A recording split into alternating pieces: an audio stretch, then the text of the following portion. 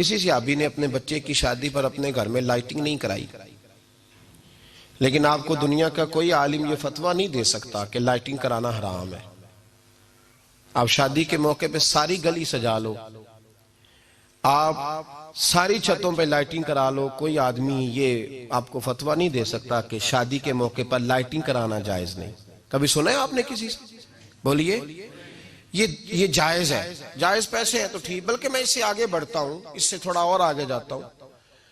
حضرت عائشہ صدیقہ رضی اللہ تعالیٰ عنہ فرماتی ہیں، میرا جو کمرہ تھا نا جس میں حضور کے ساتھ رہتی تھی اور ایک لمبا زندگی کا عرصہ گزارا، اس میں 3 آدمی سو سکتے تھے، چوتھے کے لیے جگہ ہی نہیں تھی، اور کچا تھا۔ کھجور کے تنے کھڑے کر کے اس پر کھجور کے پتوں کی چھت ڈالی گئی تھی۔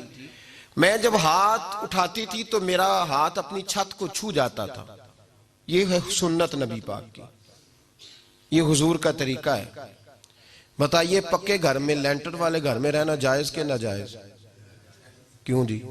حضور تو کچے مکان میں رہتے تھے، آپ نے کیسے پکا بنا لیا؟ اللہ کے محبوب علی دین کو اس کی اصل بات میں سمجھیں۔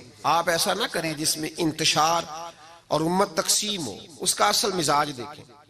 مہندی کے موقع پہ اگر کوئی آدمی 6 دیگیں دال چاول کی پکاتا ہے تو منع نہیں، جائز پیسوں سے پکائے۔ انہیں لائٹنگ لگوائی، کوئی منع نہیں۔ سارے محلے کو کھانا کھلایا، کوئی منع نہیں۔ بلکہ نبی پاک نے فرمایا بہترین مسلمان ہی وہ ہے جو سلام پہلے لے اور روٹی زیادہ کھلائے، تو بہترین مسلمان ہے۔ ناجائز کیا ہے؟ ناجائز ہے شادی کے موقع پر بینڈ باجا بجانا، اس میں رقص کرنا، اس میں بھنگڑے ڈالنا، عورتوں مردوں کا اختلاط ہونا، عورتوں کی مووی بنانا، یہ چیزیں ناجائز ہیں۔ تو جو ناجائز ہے اس پہ پابندی لگائی جائے گی، جو جائز ہے اس کے بارے میں یہ کہا جائے گا کہ بھائی احتیاط کی جائے، سنت کی طرف دیکھا جائے تو بہتر یہی ہے۔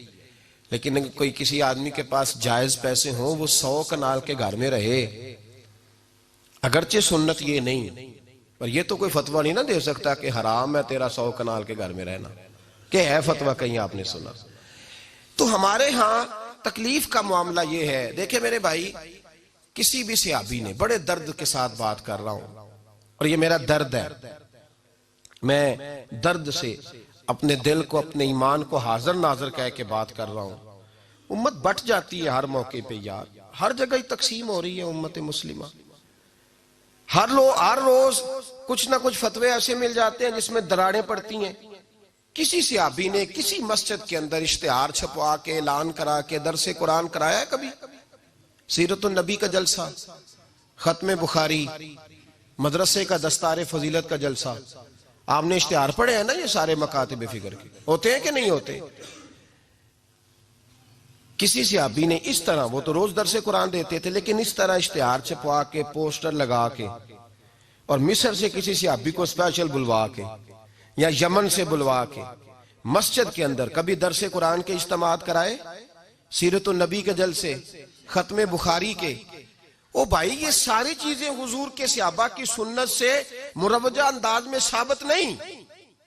مجھے بتا میرے بھائی، میں درد کے ساتھ تجھ سے سوال کرتا ہوں کہ سیرت النبی کے جلسے میں تو پشاور سے مولانا بلائے، پنڈی سے بلائے، تو گجرات اور کراچی سے لوگوں کو بلا کر کے اگر سیرت کا جلسہ کرائے، اور تو اس میں ایک آدمی کو کراچی سے بلوایا جا رہا ہے تو تو نے اس کو 20,000 کی ٹکٹ بھی دی، اور اشتہار پہ بھی جلسے پہ خرچ ہوا، پھر لنگر بھی پکا، کھانا بھی تو نے کھلایا، نہ تجھے کوئی بیوہ یاد آئی، نہ تجھے کوئی مسکین یاد آیا، نہ تجھے کوئی غریب یاد آیا؟